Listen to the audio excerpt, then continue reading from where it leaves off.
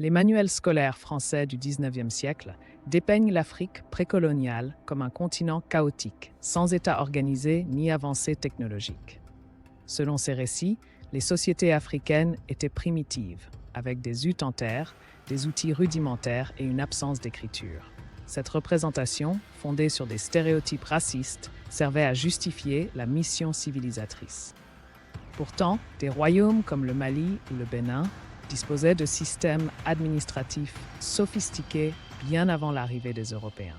En 1880, les troupes françaises débarquent au Sénégal sous prétexte d'abolir l'esclavage, qu'elles pratiqueront pourtant via le travail forcé.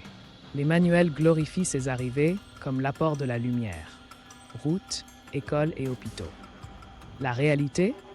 Ces infrastructures servaient principalement l'exploitation coloniale. Par exemple, le chemin de fer Dakar-Niger, 1923, transportait 85% des ressources vers les ports, tandis que les populations locales subissaient l'impôt de capitation et les réquisitions. Les écoles coloniales, réservées à une élite, seulement 2% des enfants africains scolarisés en 1940, enseignaient que nos ancêtres les Gaulois.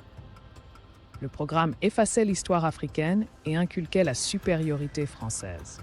Les élèves apprenaient à mépriser leur langue maternelle, punis s'ils parlaient Wolof ou Bambara. Cette acculturation créait une classe d'évolués dociles, comme Léopold Sédar Senghor, qui écrira plus tard « On nous a coupé de nos racines ». Les manuels célébraient les villes coloniales, comme Dakar ou Abidjan, symboles de l'œuvre française. Mais ces transformations servaient l'exploitation.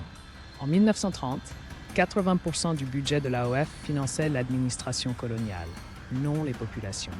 Les travaux forcés causeront des milliers de morts, comme lors de la construction du chemin de fer Congo-Océan, 1921-1934, où 17 000 Africains périrent.